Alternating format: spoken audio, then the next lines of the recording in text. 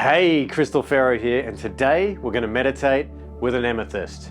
Now this looks like a Vera Cruz Amethyst. Now I believe that crystals open portals to different frequencies and different states of being and different realms. They can be incredibly supportive to you. They can give you access to information. They can help you through challenging parts in your life, and they can energize and activate you so you can work with them on deeper and deeper levels. But I'm never going to tell you that you meditate with an amethyst and you'll sleep better or feel calmer or XYZ. But what I am going to do is meditate with it, and I'll share my experience of what's happening with you in real time. What that's going to look like is feelings and sensations running through my body as I hold the amethyst on different chakra points. That's going to convert into visuals, which I'll express and explain to you what I'm seeing and what's happening. I also channel the crystal, and it tells me interesting things about my life as well. Along the way, I'll give you little tips as we go. You'll see my process of how I get into the meditation, and there's probably going to be some pretty interesting, deep, vulnerable things that happen to me that I'll be sharing with you in real time.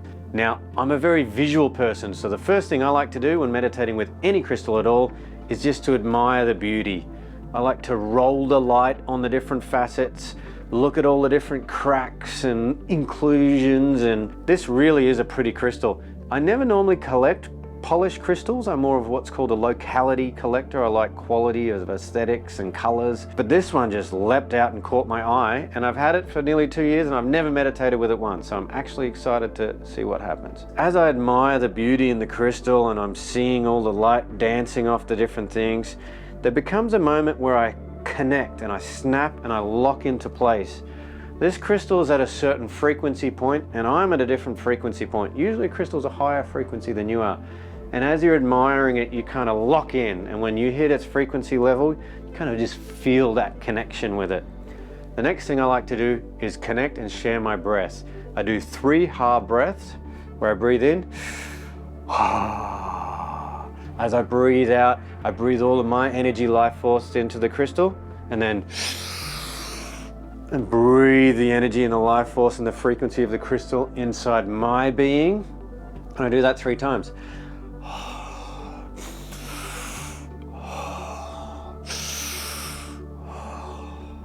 Now it's very important, the reciprocity. It's not always about picking up a crystal and taking its energy. The crystal also appreciates when you share its energy with it too.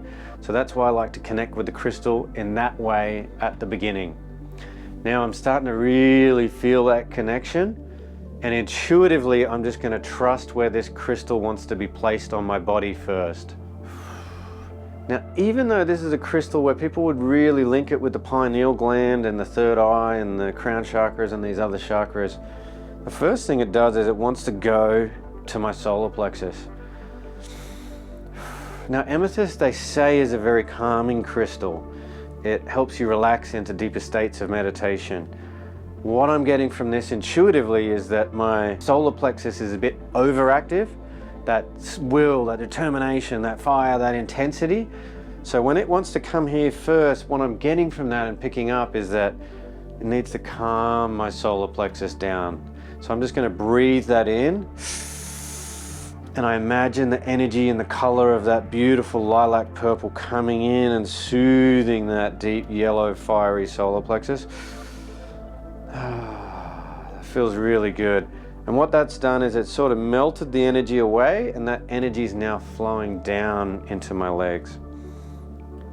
And that's good. So now what I'm going to do is just go from the crown chakra through all the different chakras and see what happens at each point.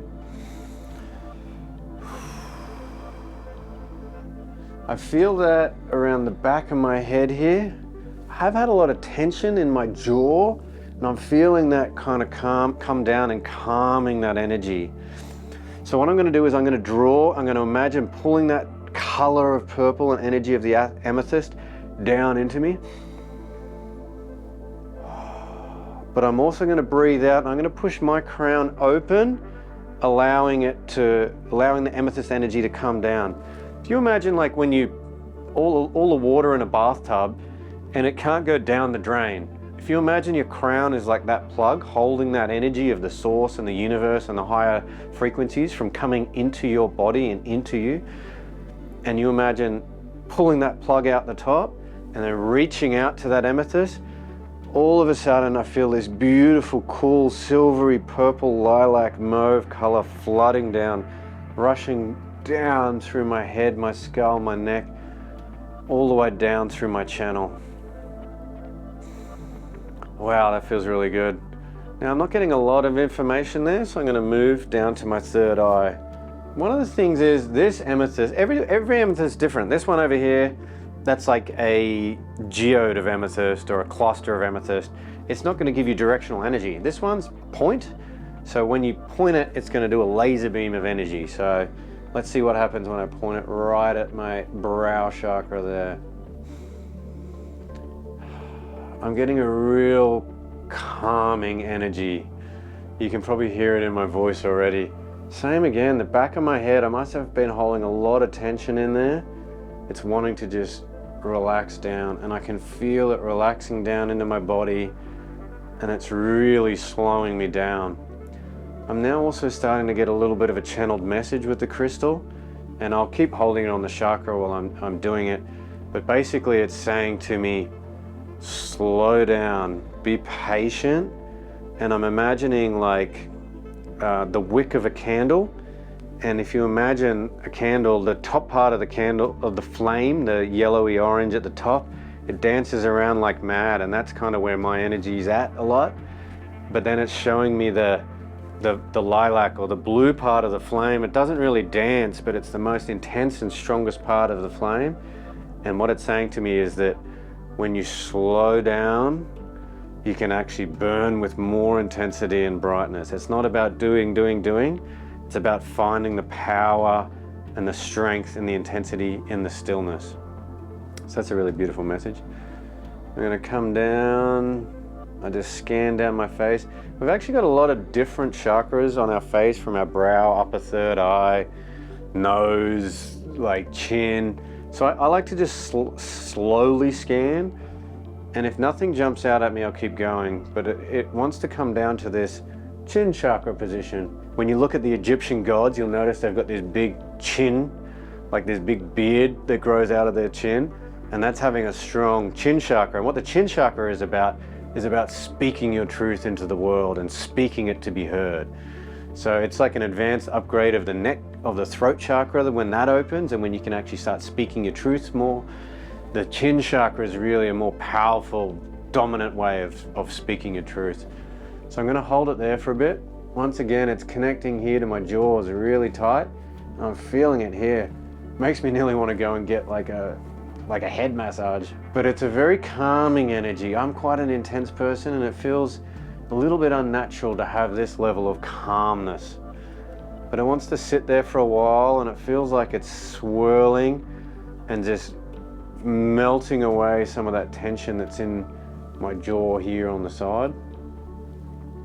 I'm actually going to pull this over to my jaw, hold it here, and see what happens when I bring it over here.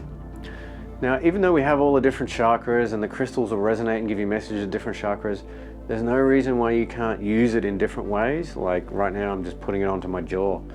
Like the thing that kept coming up this whole time so far has been your jaw's really tight. Oh, and it's definitely this left side. Oh, I don't know if you heard that, but my jaw just cracked really well. Ooh, I feel like this is the kind of thing that I could probably sit here for 20 minutes and just let that slowly unwind. Where other crystals can be quite intense and quick, this amethyst is really a lot slower, and I guess that links back to what it was showing me earlier about the patience and stillness. So that's really nice. I'm feeling it even unlocking in the top of my shoulders, and I'm going to come down to the next one. Not getting much at the throat. We did have the big chin chakra activation though. And right here towards that upper heart area, I'm feeling quite a constriction. It's like, oh. This crystal doesn't necessarily want to talk to me a lot, so let's see if I can turn those feelings I'm getting into some visions. Show me what I need to learn, Amethyst. The vision that I'm seeing is angel wings growing out the back of me, which would kind of be on the opposite to, out of my back where I'm pointing to here. And it's also saying you're too hard on yourself. You need to be kinder, understand patience, understand everything's already happened. All the positive things you want in your future are your destiny. No need to force yourself or put all this pressure on to perform. It's like just have that calmness and take that calmness with you through your day-to-day activities, while building your business, while building great relationships, while teaching this information to the world. It's not about a sprint, it's about constant consistency and quality. Okay, so that's good. I had to really work for it to give me a message. Oh wow, this is a big activation on the heart. My heart's sometimes, it goes through phases where it can be very strong and I can really feel it, and other times where I'm completely shut off to my heart altogether. And right now it's opening up. It's like a flower blooming and the petals opening like that. I'm gonna breathe into it.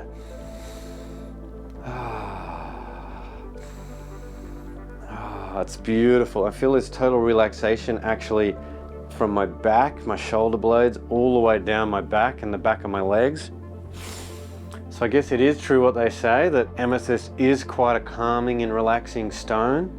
But saying that, it's not one that's gonna make you docile and dormant from chasing your dreams.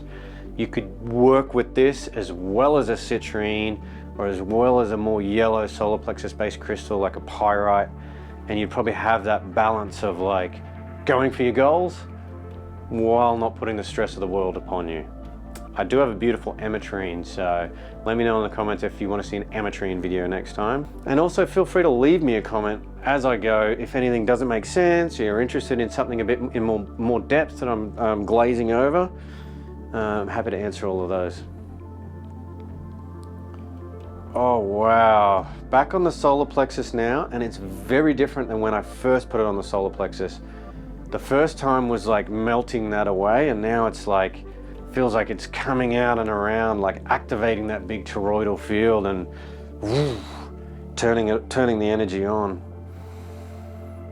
Beautiful. I'm just going to breathe into that. I'll keep scanning down the body. Okay, as I get down to the sacral, it wants to kind of do a bit of circles. And my sacral as well, I've had some challenges with that. It's been quite a stubborn energy, waking up and activating. In Chinese martial arts and Qigong, they usually start from the lower chakras and work up to open the chakras. Us Westerners want to have all that spiritual delight and open all the upper chakras, which leaves us very ungrounded. You probably know a spiritual person that kind of isn't able to cope in the real world as much. So I'm working in the opposite direction, but really focusing more recent times on balancing those lower chakras, and that's feeling incredible now. So it was like a buildup of tension there. It was so rigid, and the amethyst melts that away. And as it's melted away, it's come down and flows down my legs now. This is beautiful. And once again, like my jaw, this is something I'm going to come back later and do it for like 20 minutes. But for the sake of keeping the video short, I'll continue on. Now that that's opened up, the energy's really flowing. I can feel that going down my shins and into my feet, and I can feel the balls of my feet, those chakras are sort of awake and open now. And I feel like kind of going outside and walking on the grass and really feeling that connection with the earth. It's beautiful. So the amethyst hasn't been this big massive activation like in the starseed trine video, but what it has been is a really valuable lesson for us about just not putting so much pressure on ourselves, remaining calm, still having that ambition, but move in like a fluid and flowy and dynamic way towards your goals. And don't put so much pressure on yourself. That's really the theme of today's video.